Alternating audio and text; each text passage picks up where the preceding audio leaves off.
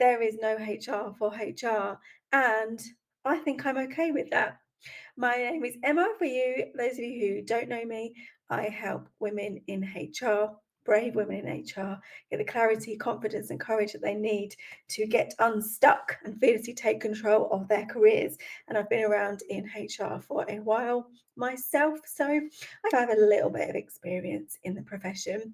So you can't open LinkedIn or any HR chats without there being some kind of comment around there is no HR for HR. And then we talk about all the ways that HR is very difficult and how ridiculous it is that as a profession we don't have the kind of support, this HR for HR support. And quite often I will actually comment, actually, yeah, there is HR for HR. There are people who are dedicating themselves to supporting the profession. That is true. And I'm getting frustrated with this notion that there aren't people supporting the HR profession, because there very much are. And granted, we need to make more people aware of us. And believe me, as one of those people, we are trying. But I've been reflecting on it recently, and it's something that I never brand myself as HR for HR because I struggle with it. Because I think that we actually deserve more than HR for HR. I think HR for HR isn't the solution. How many times am I going to say HR for HR? I don't know. So I need a dinger, ding ding. Uh, so you can count along with me. Maybe if you're watching, count it, let me know. So the reality is, if we can accept that what I'm about to say comes from a place of very much believing in the profession, believing in the impact that we could have, very much valuing the work that we do, the contribution that we make to our workplaces. That's my framing of what I'm about to say. But from my own experience and from my experience of working with coaching clients, working in group programs, having a community full of HR professionals, there are many ways that HR currently doesn't work. And in that, look at how overworked we are, look at all the burnout statistics for our profession, look at how many directions we are pulled in, all the different people who want demands on our time. Look at how hard we have to fight to be heard and to get the resources that we need as a profession.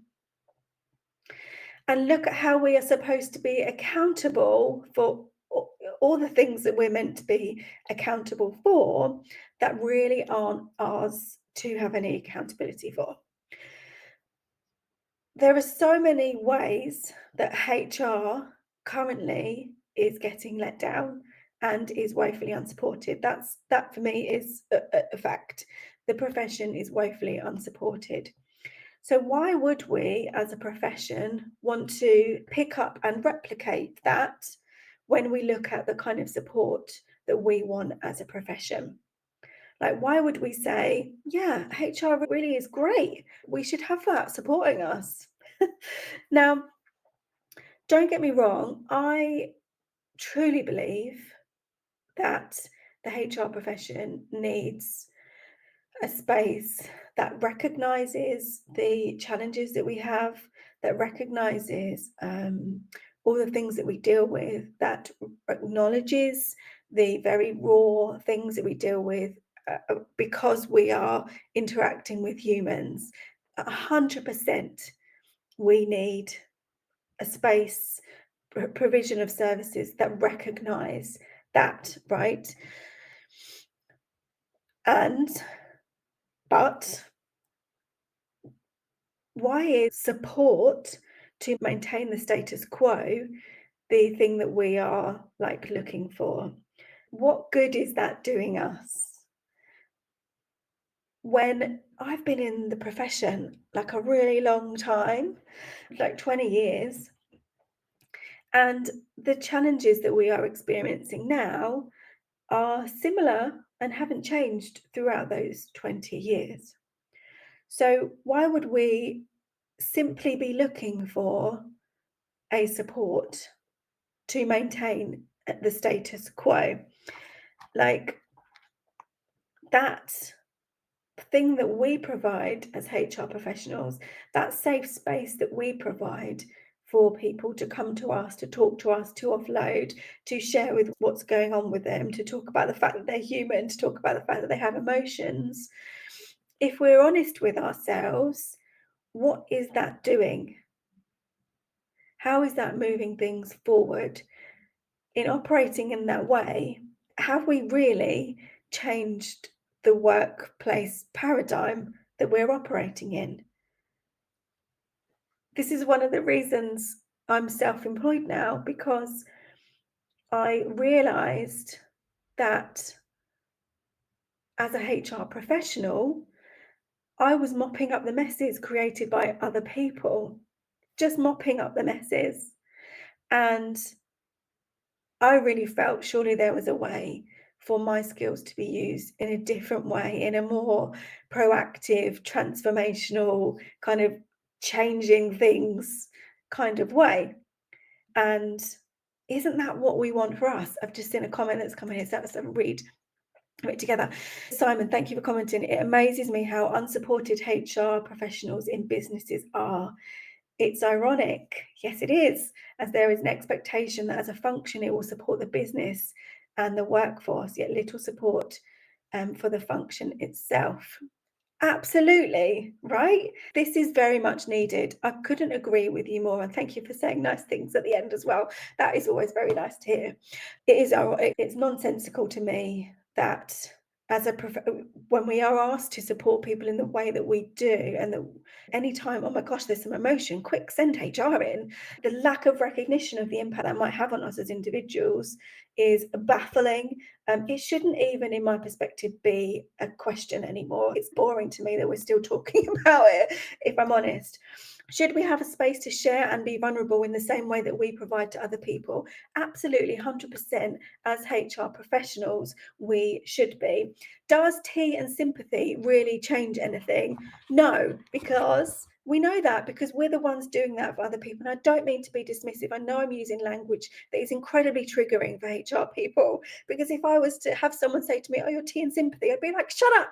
I'm a strategic contributor. But the reality is we create those spaces for people to come, be open, be vulnerable, be honest. And that does help. It does.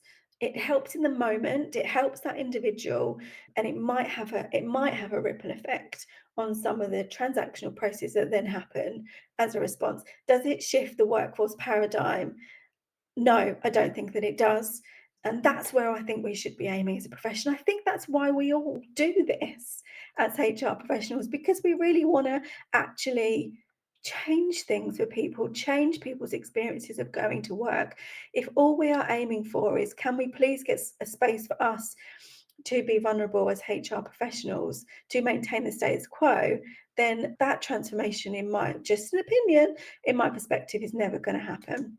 A couple of comments coming in. Steph, thank you for commenting. My feeling is that people are still not respected, so the function is undervalued. Oh, that's such a good point. And so much that we could dig into there completely. I think I put this the last live that I did. If people are really our biggest asset, then why aren't we investing in the people department that are your experts in creating a great experience for people? Like, tell me how it's up. Amy, thank you so much, Amy Jane, for commenting. It's also scary that we preach these policies and being initiatives, but they never seem to be utilized for the HR team. Oh my goodness, I'm coming onto this. Then who do we in HR turn to when we're experiencing difficulties and challenges with our own manager? So true, which is why it is true that there is a need for spaces for HR professionals to be able to talk about some of that stuff. One of the worst experiences I ever had in a role as an HR professional, I was bullied. I was the head of HR and I didn't have anywhere to go. I didn't have any in the organization. The politics of it was such that who could I talk to? When you're the head of HR, you can't talk to your team. You can't then talk to the senior people who are also in this really toxic space as well. So where on earth do you go when you are the one that everyone else is coming to? Such a valid point. The reason why I say that HR for HR, I don't think is the solution. I think we should be aiming for more. Is that my view is that this safe space, this opportunity to talk about things, should be our absolute baseline. It should be a given. If you're dealing with people and people are coming to you with stuff that is sometimes really traumatic, then there should be a mechanism for you. Baseline, not even a question. 100% agree.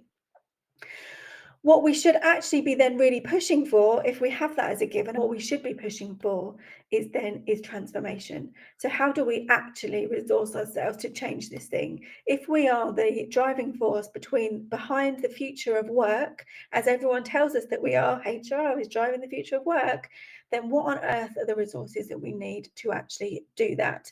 How do we get tooled up? How do we move beyond just trying to freaking survive and just trying to cope with all the stuff that's coming at us? How do we get beyond just surviving and actually get to transformation and to driving that change for other people?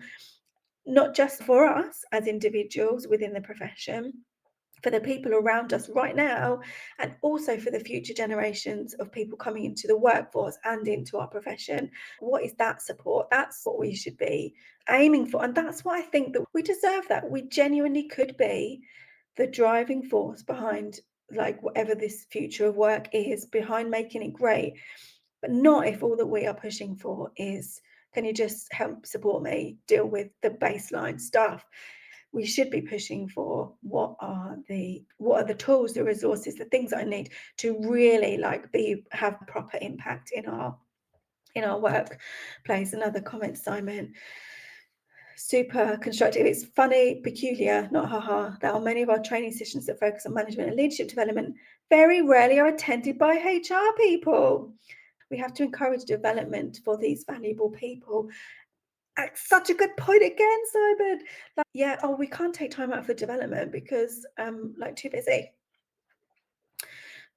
I'm not going to go down there.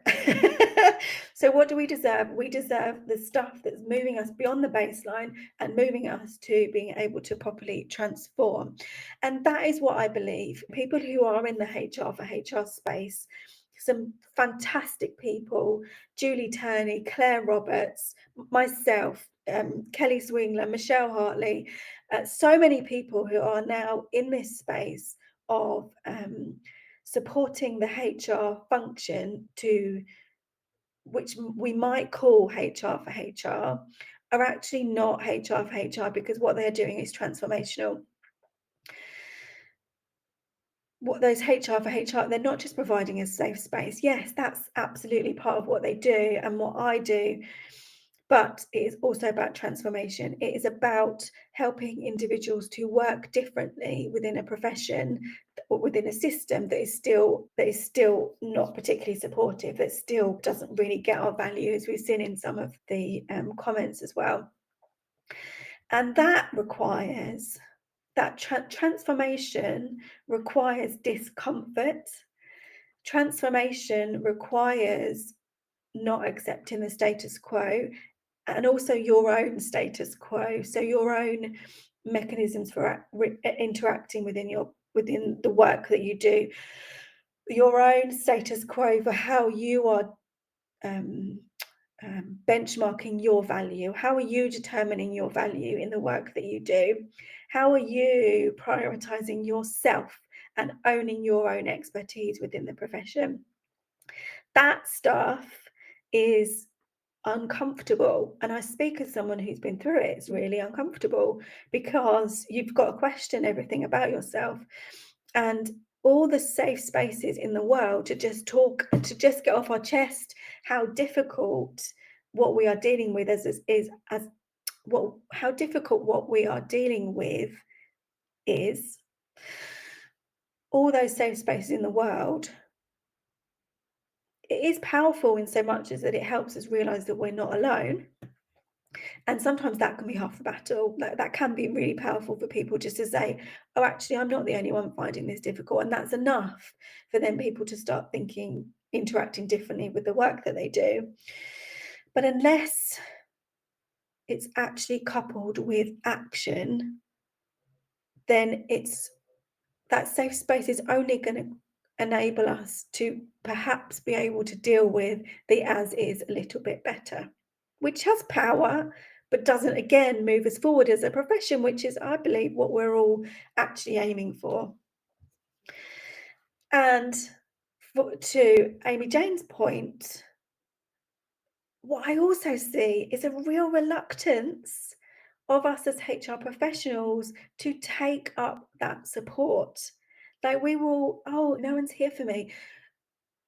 How active have you been in looking at the support that's available? Because Kirsty Baggs Morgan runs a community which has got like 500 providers in it that are entirely there for you as HR professionals in helping you to do your work differently. If you're not signed up to that, I'm going to link that because you should be. Evolving HR.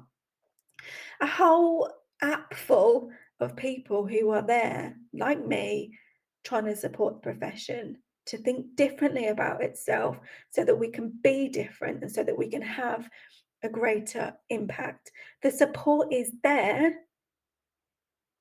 but the mindset around whether we are worthy of that investment, whether we believe that seeking support is a weakness, the mindset that we have to, the lack of awareness that to be our strongest, actually, we have to embrace our vulnerability. I don't see that being there. I see that we want this support. And then I see actually a real reluctance to just accept that we need it, which is an interesting dynamic for me. For us to really have our biggest impact as a profession, I don't think we need a HR for HR service. I think what we need to do is to drop the mask, drop the pretense, stop thinking that by finding it hard, we're somehow not good enough. Like all the HR for HR services in the world will do nothing to help us if we're not prepared differently ourselves. So let's raise our expectations of what's possible for ourselves. Let's raise our expectations of what we deserve. Like that safe space should be an absolute given. Tapping into that safe space, just an absolute given. Let's lift up our expectations higher and say, actually, beyond the day to day, what really do I need to have my biggest impact, to actually change things, to actually have transformation in the profession? That's what I'm aiming for. That's what I'm encouraging you to aim for too. So if you recognize that you could do with some support, but you've got some stuff in your mind that goes, oh, what does that mean about me? Does that mean that I can't do this, or that I'm not good enough, or how can everyone else cope? No one's coping. Like, honestly, some people have found a way. Most of those people are now trying to help you find your way too. I am one of them. Reach out to me. Find out about the work that I do, see if it could support you. Join the Evolving HR app. It's totally the easiest way to find people who could actually help you have the impact that you want to. And as ever, QR code over here. I run an event, it's called the HR Big Meet. It is all about having these kind of conversations. How do we actually move the profession forward? And my approach is very much, we start with the individual, we start with tooling ourselves up properly.